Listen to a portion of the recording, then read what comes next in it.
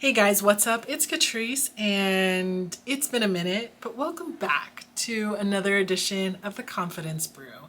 And if you don't know, it's been a minute because we've been doing a book club over the last couple of weeks. We just finished up last week, but I am still so motivated, so excited by this book that I really wanted to share some of the highlights with you. And the book, in case you were not aware, is called Finish What You Start by Mr. Peter Hollins. And it has just been so much fun to have a support system of people, like-minded people, like thinking-minded people who are excited about just being the best version of themselves. And the only way you can be the best version of you is to evaluate yourself. In this book, Peter Hollins talks about the importance of testing yourself, evaluating yourself, being self-aware, knowing what you're good at, knowing what your weaknesses are.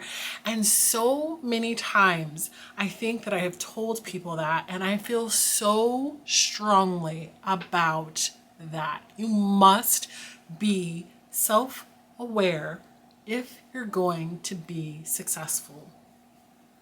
Rewinding it all the way back to the beginning, chapter 1 is all about executing. Stop thinking, just execute. Love this chapter because it's all about the huge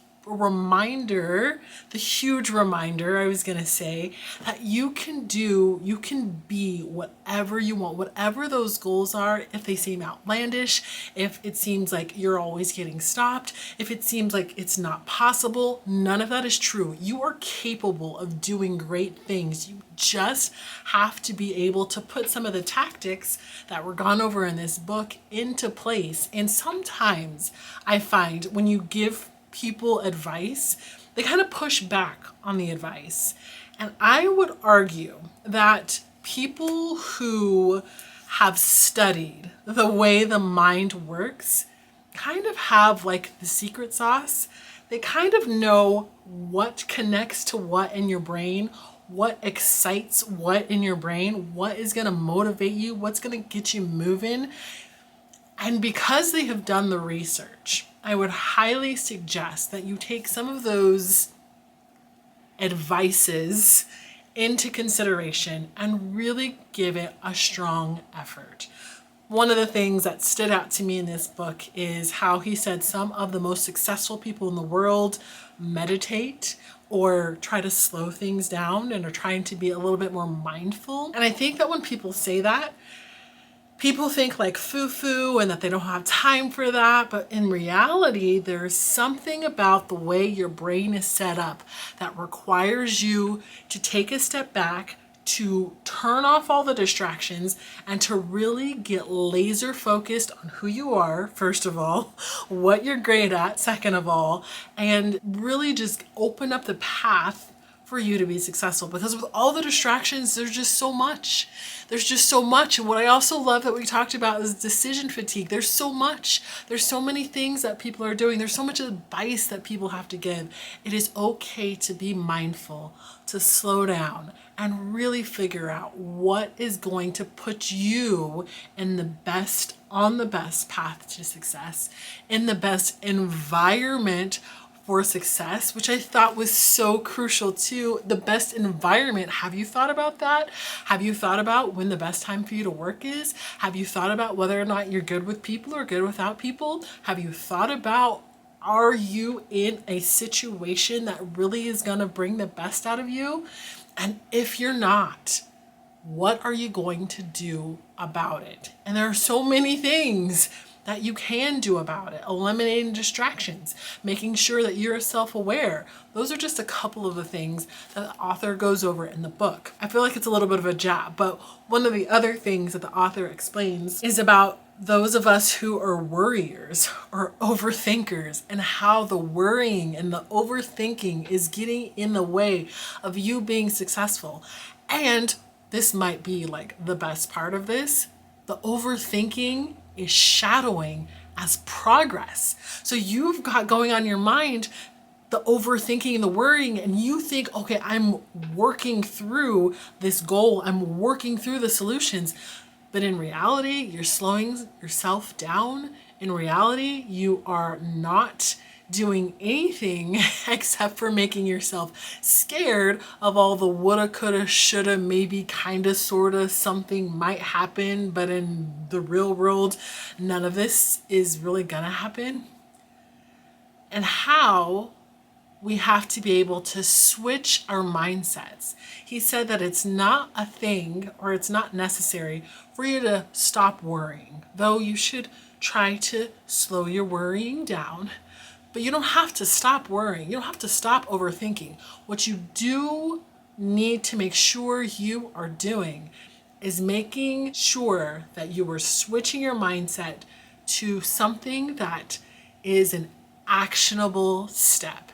If you truly are on the road to doing this, if you want more of this in your life, you have to take action. You have to move forward. You have to be doing something.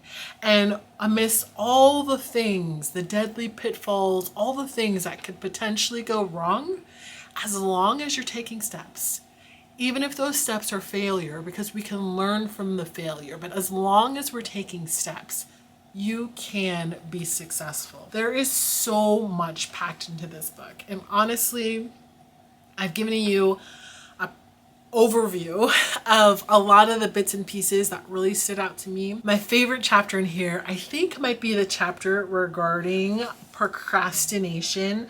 But I really also loved the deadly pitfalls because I feel like it was so relatable. And what I also love is that he gave us so many stories that are so relatable that you could just read it and be like, oh my gosh, that's me.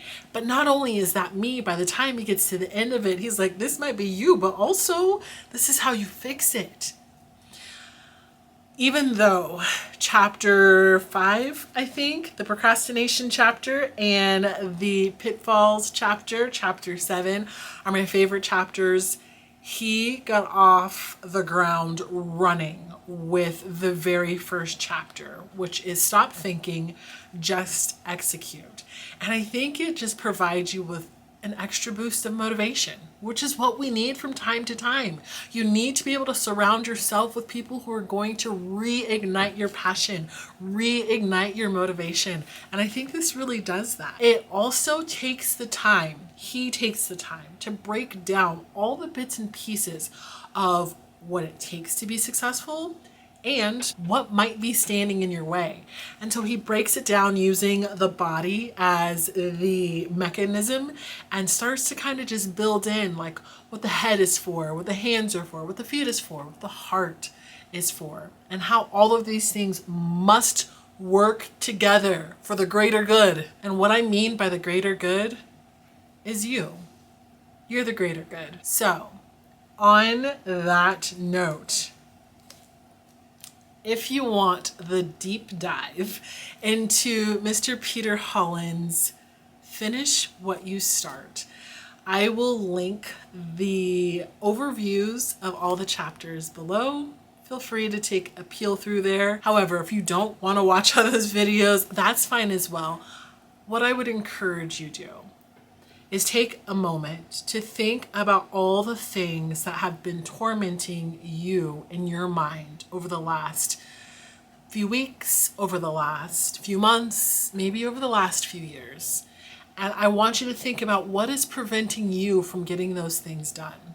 I know for me, sometimes I get excited about a project and I will put it on the back burner. But this, just even the thought of finishing what I started has reignited my passion for making sure that those goals don't die with me. I'm the one who created them. I am the only one who can see them through to fruition. Same with you and your goals. If you have goals that are tormenting you, you were too good for that. And I challenge you to find a strong support system. I challenge you to write those goals down. I challenge you to figure out what your weaknesses are. I challenge you to figure out what your strengths are. And then I challenge you to finish what you started. On that note, Thanks for joining me today. This book has been an absolute blast. 100% recommend. 10 out of 10. I think that's what they say. And I guess I will see you in the next video. Take care. Bye.